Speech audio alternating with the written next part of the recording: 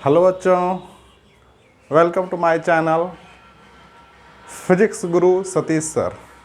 आज हम लोग पढ़ेंगे एनसीईआरटी का चैप्टर नंबर 1 फिजिकल वर्ल्ड और हमारा की पॉइंट्स है what is science, what are the scientific methods, what is physics, scope and excitement of physics, 4 types of natural forces, physics in technology. हम लोग इस वीडियो में ये 6 topic पे चर्चा करेंगे। तो पहले हम लोग आते हैं व्हाट इज साइंस। तो बच्चों साइंस का डेफिनेशन हम लोग करते हैं। साइंस क्या है इसके बारे में समझते हैं। तो बच्चों साइंस वर्ड जो है वो ओरिजिनेट हुआ है, उसका ओरिजिन है साइंटिया।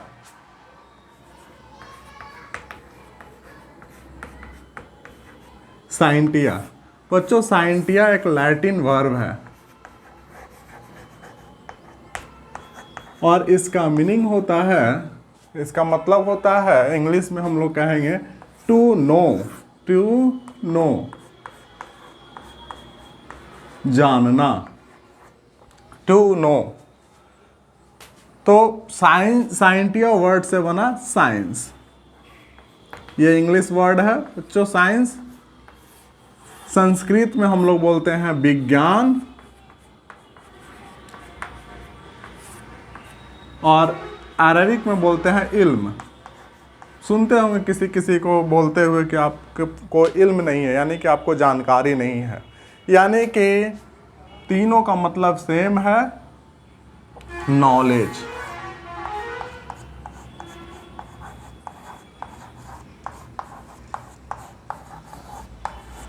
लेकिन बच्चों थोड़ा इसमें ध्यान देना है। There is a difference between knowledge and science. इसके बारे में दोनों के बीच में क्या डिफरेंस है वो हम लोग समझते हैं। बच्चों साइंस जो है, साइंस एक वर्ब है, ठीक है। साइंस क्योंकि ये लैटिन वर्ब से बना हुआ है, साइंटिया वर्ड से बना हुआ, तो ये भी साइंस भी एक वर्ड है। इसका मतलब होता है जानकारी लेना, जानकारी प्राप्त करना। और जो जानकारी प्राप्त हो गया तो उसको बोलते हैं ज्ञान प्राप्त हो जाना। तो नॉलेज का मतलब हम लोग हिंदी में पढ़े हैं ज्ञान, और साइंस का भी हम बताए संस्कृत या हिंदी कहें तो इसका मतलब होता है विज्ञान। विज्ञान, ज्ञान और विज्ञान में क्या अंतर है?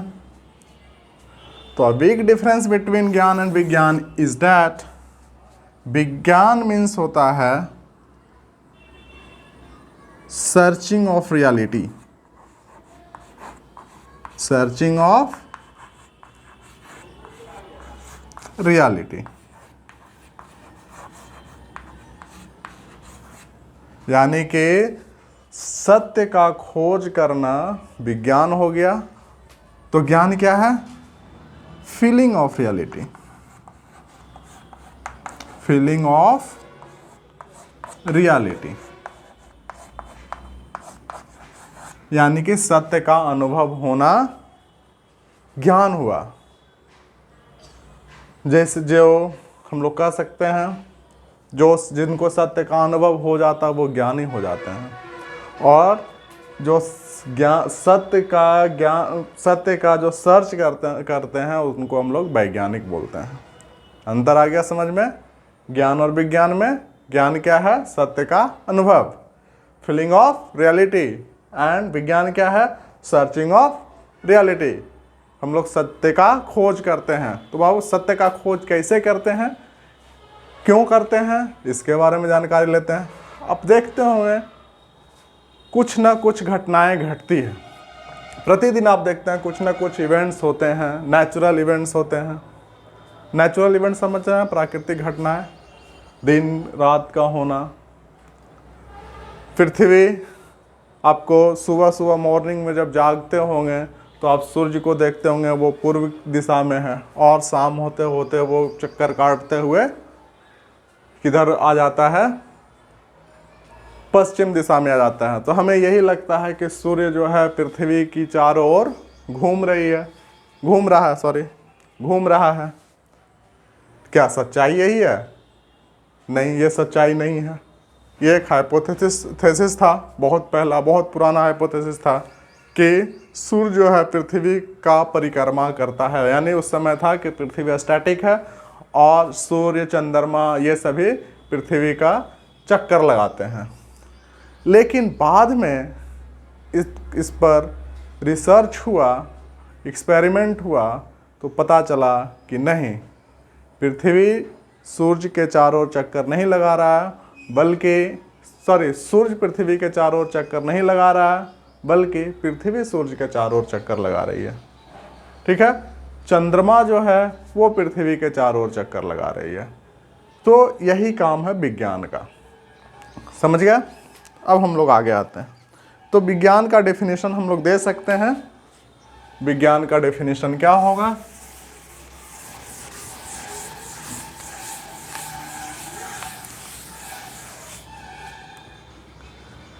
The attempt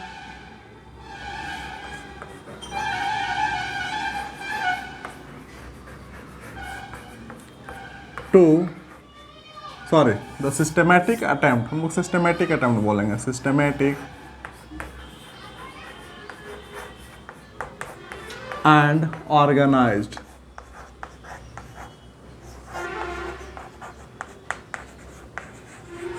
attempt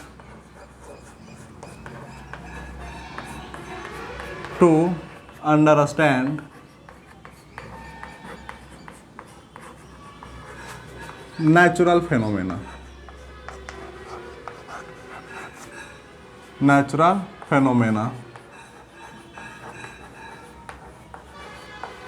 in depth, in detail, as much detail and depth as possible,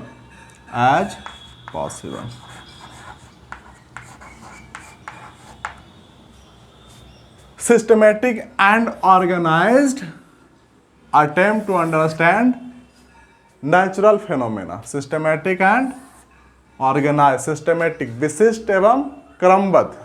ऐसे पहले हम लोग पढ़े हैं साइंस का, जो हम लोग स्कूल में साइंस का डेफिनेशन पढ़े थे, वो ये पढ़े थे, विशिष्ट एवं क्रमबद्ध ज्ञान को विज्ञान कहते हैं। विशिष्ट एवं क्रमबद्ध ज्ञान को विज्ञान कहते हैं। ठीक है, तो वही है the systematic and organised attempt to understand natural phenomena, प्राकृतिक घटनाओं को। विज्ञान क्या है? तो जो प्राकृतिक घटनाएं घट रही है उसके बारे में डिटेल में जानकारी प्राप्त करना, यही विज्ञान का काम है। इन टुडेज सिनारियो, आज के डेट में हम लोग कहेंगे तो साइंस सब्जेक्ट जो है,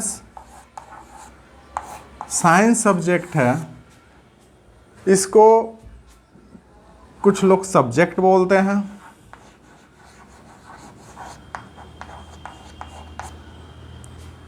कुछ लोग वो समझते हैं कि कोई ऐसा चीज है जो कि समझ के परे है, बियॉन्ड अंडरस्टैंडिंग, है ना। आर्ट्स वाले को पूछोगे तो वो सब्जेक्ट बोलेंगे, वैज्ञानिक को पूछोगे तो बोलेंगे mystery of research, mystery of research. यानी जितना इसमें रिसर्च करो उतना कम है। प्रोफेशनल से बोलेंगे ideas of solving day to day problem.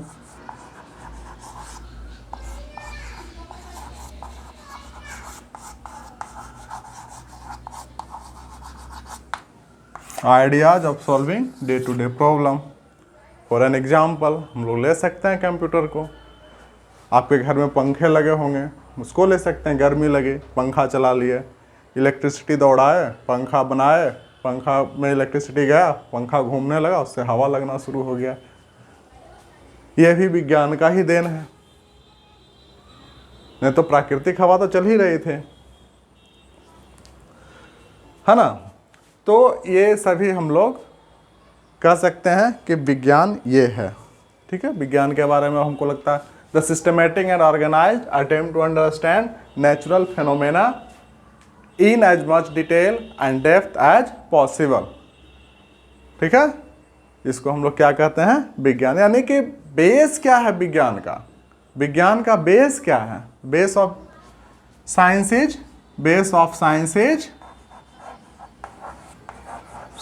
Is nature.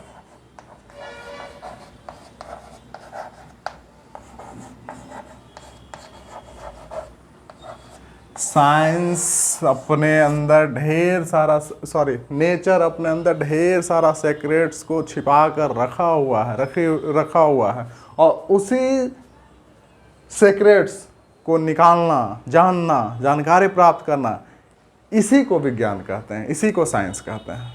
ठीक है, तो अब हम लोग आते हैं साइंटिफिक मेथड्स।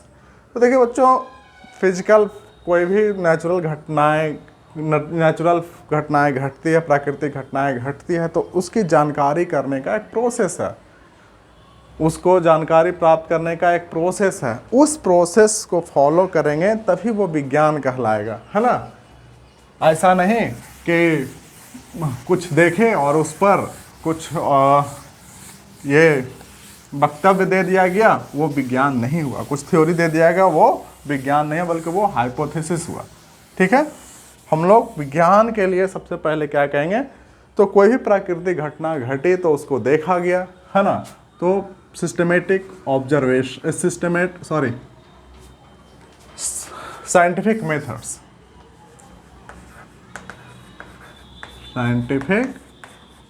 मेथड्स।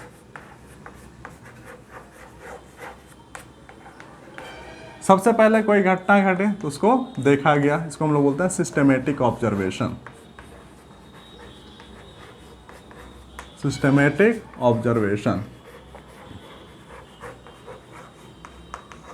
एक तो प्राकृतिक घटना घटा, है ना, उसके आधार पे हम लोग क्या करेंगे, लेबोरेटरी में जो साइंटिस्ट होते हैं लेबोरेटरी में इक्विपमेंट तैयार करते हैं, वैसा ही सेटअप तैयार करते हैं। किस चीज़ के लिए? एक्सपेरिमेंट के लिए। तो नेक्स्ट स्टेप हो गया कंट्रोल्ड एक्सपेरिमेंट।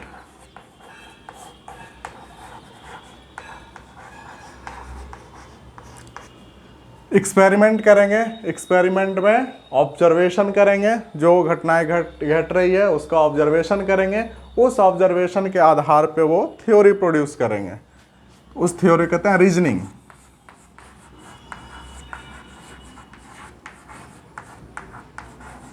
कितने तरह का रीजनिंग? तो दो तरह का, qualitative reasoning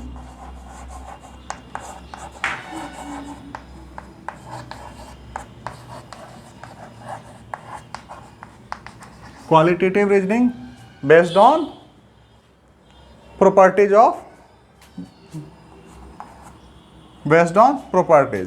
qualitative reasoning based on properties. जो एक्सपेरिमेंट कर रहे हैं उसके प्रॉपर्टीज के आधार पे जो दिया जाएगा, जो ऑब्जर्वेशन के प्रॉपर्टीज के आधार पे जो दिया जाएगा उसको हम लोग क्वालिटेटिव रीजनिंग कहेंगे, और जो नंबर पे बेस्ड रहेगा उसको क्वांटिटेटिव रीजनिंग कहेंगे। समझाते हैं क्या है।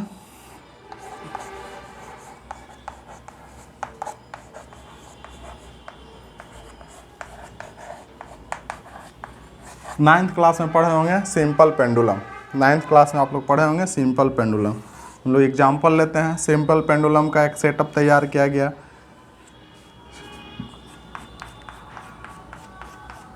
इनसाइड द लेबोरेटरी इसका लेंथ L ले लिया गया, इसका मास M ले लिया गया, ठीक है, और इसका टाइम पीरियड निकाला गया, ठीक है, टाइम पीरियड निकाला गया।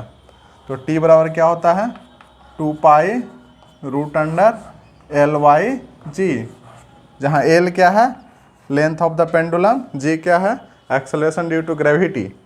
तो time period of a simple pendulum is independent of mass of the Bob. जो उसमें बॉब लटका हुआ है इसका मास के इंडिपेंडेंट हो गया। ये हो गया क्वालिटेटिव रीजनिंग।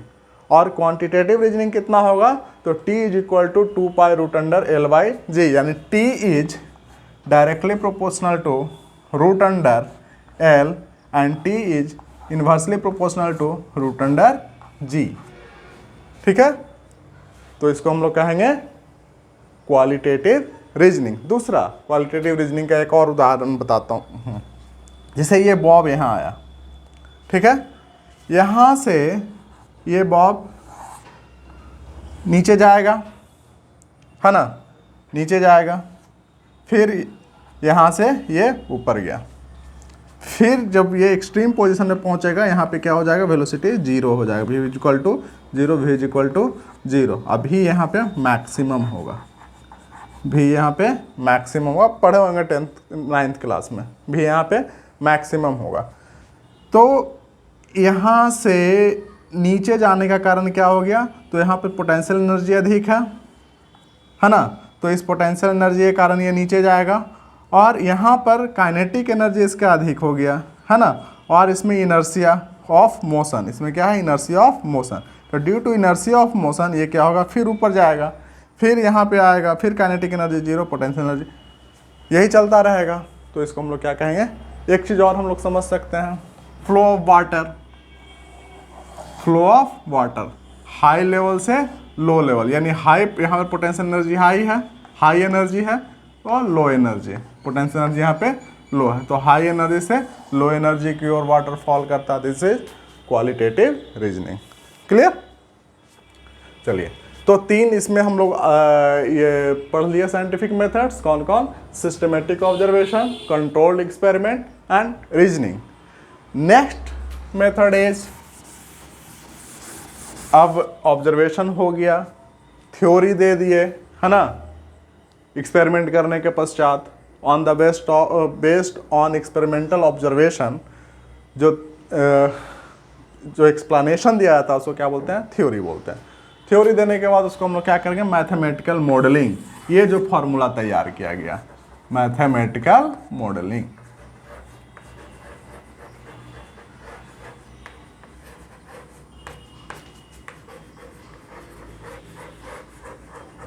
मैथमेटिकल मॉडलिंग, जो फॉर्मूला हम लोगों ने तैयार किया, एग्जाम्पल हो सकता है, काइनेमेटिक्स पढ़ा होगा आप लोगों ने 9th क्लास में, v is equal to u plus A T, where u is the initial velocity, a is the acceleration, है ना, तो फाइनल वेलोसिटी क्या होगा, v is equal to u plus A T. उसी तरह से v square is equal to u square plus 2as, ये सब आपने पढ़ा है।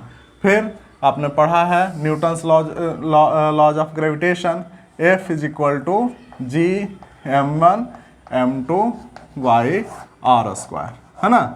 तो इसमें क्वालिटेटिव रीजनिंग क्या हो जाएगा, तो force of attraction between two masses separated by a distance और is directly proportional to the product of masses of the body and inversely proportional to the square of distance between them।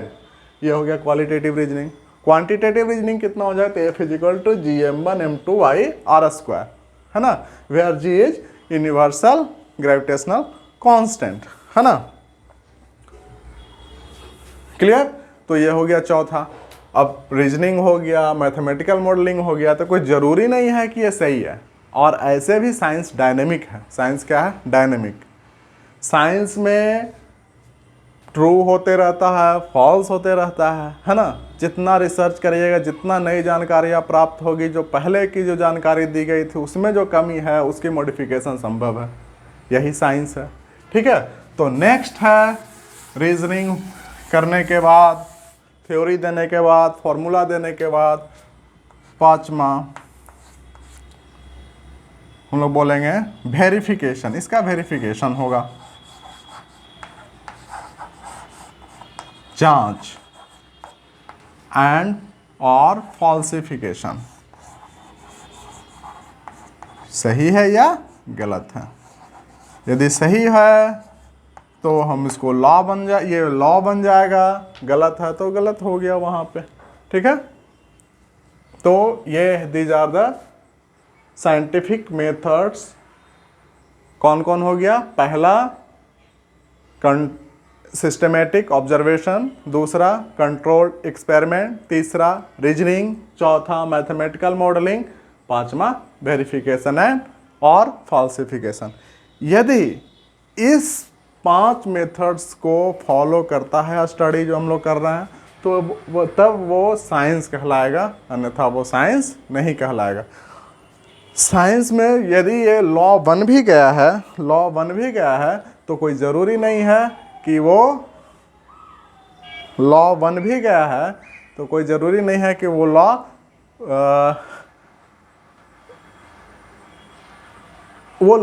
में गलत होने के modification होने की संभावनाएं रहती है, क्योंकि जितना ज़्यादा पढ़ो, जितना ज़्यादा रिसर्च हो उतनी नई बातें आती रहती है। ठीक है, क्लियर है? तो हम लोग पढ़ लिए साइंटिफिक मेथड्स। अब नेक्स्ट है व्हाट इज फिजिक्स। हम लोग physics and scope of physics next video में देखते हैं।